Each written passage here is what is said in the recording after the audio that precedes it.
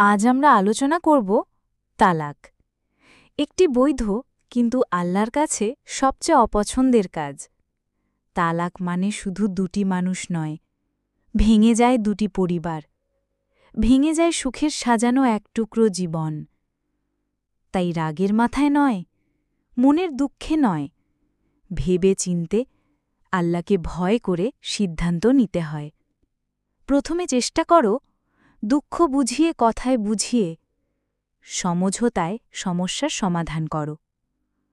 পারলে মীমাংসা, না পারলে সালিশি করো। দুই পক্ষের কাছ থেকে একজন। তারপরেও যদি সম্পর্ক বাঁচে না, তখন স্ত্রী যখন হায়েজমুক্ত, মিলন ছাড়াই একবার তালাক বলো। একবার, 3 তালাক একসাথে নয়, কেননা তাতে মিটে যাবে না বিষাদ, বরং বাড়বে পাপ। স্ত্রী তখন ইদ্যত পালন করবে 3 মাসিক পর্যন্ত। এই সময় চাইলে আবার ফিরিয়ে নিতে পারো, দাম্পত্য জীবনের বন্ধন জোড়া লাগাতে পারো।